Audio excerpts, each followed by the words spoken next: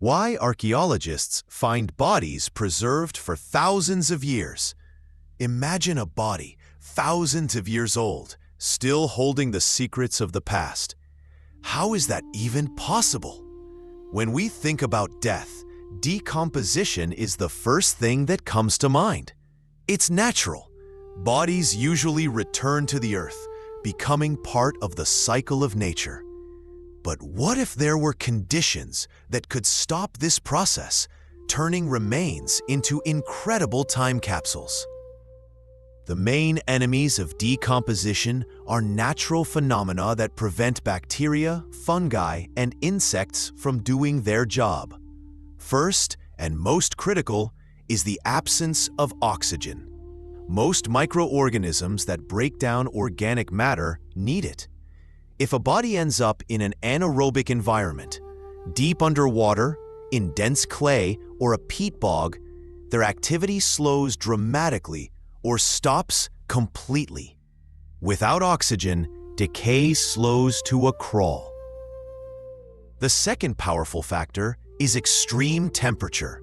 Intense cold, like in permafrost, acts like a natural freezer. It halts metabolic processes and blocks microorganism activity. The body simply freezes and all biochemical reactions stop, like a millennia-long preservation. On the other hand, extreme heat, especially combined with dryness, can also work wonders. Rapid dehydration, mummification, deprives microorganisms of necessary moisture. Desert winds, hot sand, all this can turn a body into a natural mummy. Finally, the chemical composition of the surrounding environment plays a vital role. In peat bogs, the water is saturated with humic acids, which have antiseptic properties. They tan tissues, turning them into something like leather, and inhibit bacterial growth. In some salt caves, or places with high mineral content, tissue mineralization occurs.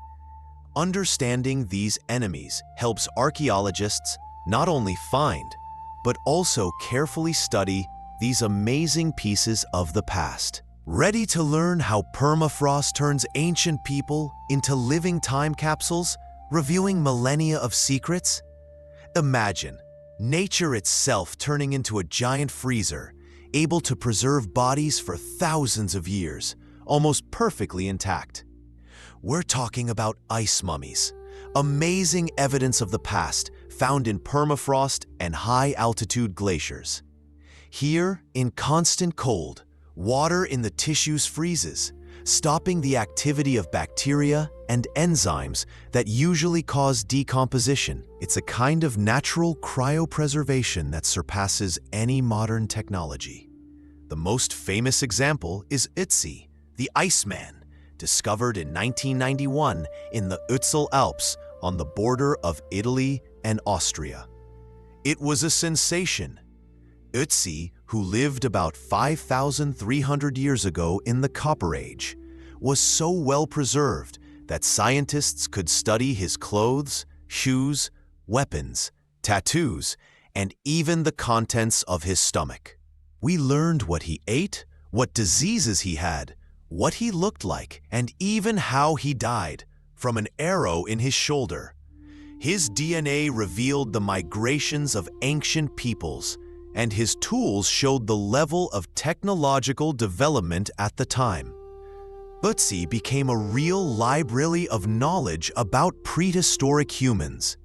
Similar finds have been made in other regions. For example, in Siberia, in the permafrost zone, bodies of Scythian warriors and princesses were found, preserved along with their clothing, jewelry, and even horse harnesses. These mummies allow us to glimpse the world of ancient nomadic tribes, to understand their culture, lifestyle, and rituals that would otherwise have been lost forever.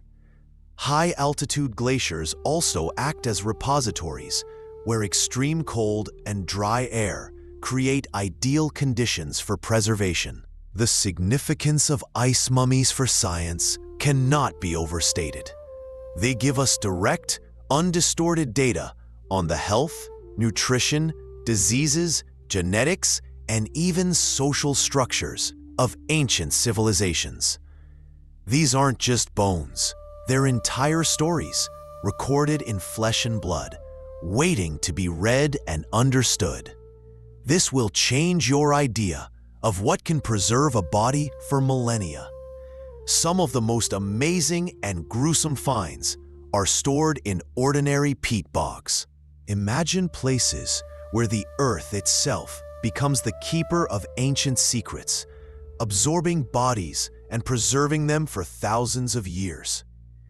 We're talking about peat bogs, unique natural laboratories where decomposition processes slow down or even stop completely.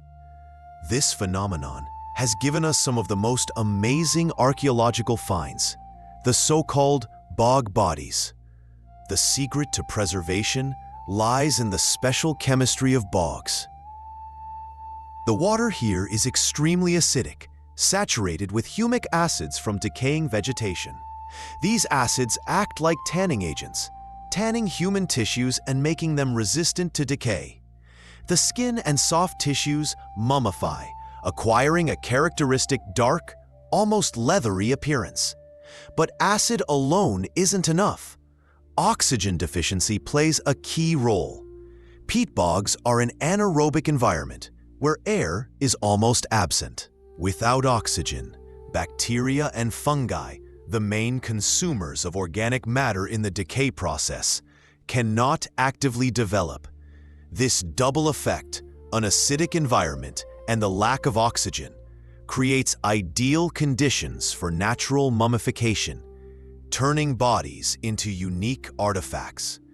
Among the most famous bog bodies are the Tolland Man, Denmark, with a perfectly preserved face, and the Grauballe Man, whose hair and nails remained intact. These finds are more than just spooky relics.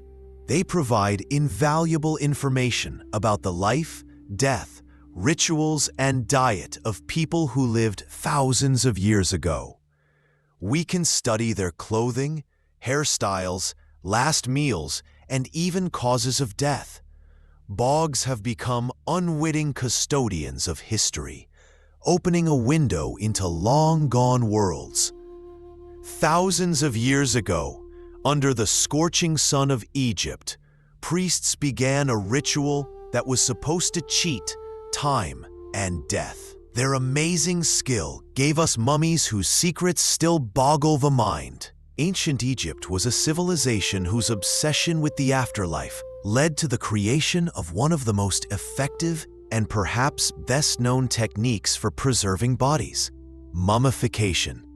For Egyptians, preserving the physical body was critical for the soul's journey into eternity, and they perfected this art. The mummification process was complex and took about 70 days. First, priests, acting as embalmers, removed the internal organs, the brain through the nose, and the rest through an incision in the abdomen. The heart, considered the seat of intelligence and emotion, was usually left in place. The extracted organs were processed separately and placed in special canopic jars. Then, the most important thing, the body was covered with natron, a natural salt that has powerful dehydrating properties. For about 40 days, the natron drew all the moisture out of the tissues, preventing decay. After drying, the body was cleaned, smeared with aromatic oils and resins to restore the skin's elasticity and give it preservative properties. The last step was careful wrapping in hundreds of yards of linen bandages, between the layers of which amulets and spells were often placed for protection in the afterlife. The amazing effectiveness of these techniques was enhanced by the natural conditions of Egypt. The dry, hot desert climate itself contributed to dehydration and preservation. Even before the advent of sophisticated embalming methods, the first Egyptian burials in the hot sand already led to natural mummification, which may have prompted them to develop artificial embalming Thanks to this combination of human skill and natural factors, we can see mummies of pharaohs and ordinary Egyptians today that look almost the same as they did thousands of years ago, opening a window into their beliefs, diseases, and even diet. Did you know that just 3% moisture in the body is enough for decomposition to begin? But in conditions where the air is drier than the desert, nature dries bodies to a state that allows them to lie for millennia without a single sign of decay. We've already talked about ice and bogs, but nature can preserve bodies in completely different conditions, where dryness reigns. Imagine scorching deserts or deep, stable caves. Here, the process of natural mummification occurs through rapid dehydration, turning bodies into amazing dried artifacts that reach us through the millennia. In deserts, such as the Sahara or Atacama, the air is so dry and the temperature so high that water evaporates from the body faster than microorganisms can begin the decomposition process. Hot sand and constant winds act like a giant natural dryer, drawing moisture out of the tissues. As a result, the body dries out and becomes hard, light, but retains its shape and even some facial features. This is what many pre-dynastic burials in ancient Egypt looked like, when bodies were simply buried in the sand, and they naturally mummified, which, as we mentioned, may have inspired the Egyptians to develop artificial methods. Another striking example is the Chinchorro mummies from the Atacama Desert in Chile, which, although subjected to some artificial treatment, owe their preservation to the extremely dry climate. Similar conditions can be found in some caves. Not all caves, but those that have a stable temperature, low humidity, and good ventilation can become ideal storage sites. There is no light here, which promotes mold growth, and constant dry air slowly but surely dehydrates organic remains. In such conditions, bodies accidentally or intentionally left in caves can be preserved practically forever. Evaporation of moisture slows down all biological processes, and the body remains intact, as if preserved in a natural vacuum. These dried mummies, found in deserts and caves, give us a unique opportunity to study ancient populations in conditions that are as close as possible to their lives, without the intervention of complex embalming rituals. Imagine, bodies that have lain for millennia begin to speak.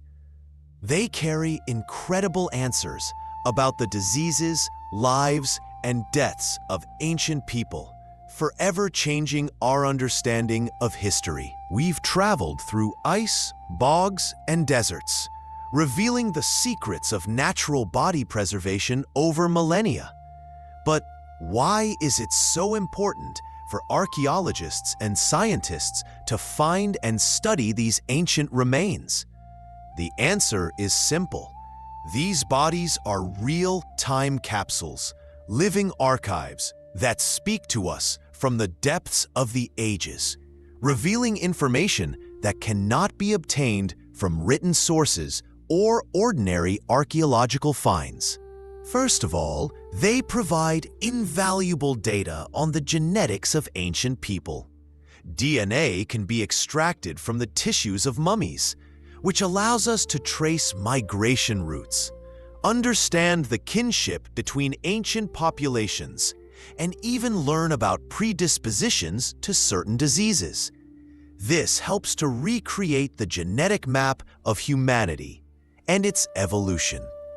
Furthermore, these bodies are a treasure trove of information for paleopathology. See real traces of ancient diseases, arthritis, tumors, injuries, infections, and even parasites. Studying these ailments helps us understand how diseases have changed over time, how our ancestors lived and suffered, and what challenges ancient medicine faced. Diet and lifestyle also become transparent. Analysis of stomach contents. Isotopic analysis of bones and hair shows what people ate, where they got their food, whether they were farmers, hunters, or gatherers. Injuries on bones can tell of hard physical labor, wars, or accidents. Clothing, jewelry, and objects found near the bodies reveal the social status, cultural traditions, and technological level of ancient civilizations. These ancient bodies are more than just exhibits. They are a bridge between us and the past, allowing us to hear the voices of those who lived thousands of years ago and to better understand who we are and where we came from. The mysteries of the past, the eternal secrets of human existence. All this continues to stir the mind. If you are as passionate as we are about incredible discoveries and mystical phenomena related to ancient civilizations, be sure to subscribe to the Mysteries of the Spirit channel and like this video. Together, we will continue to uncover the most amazing secrets of history.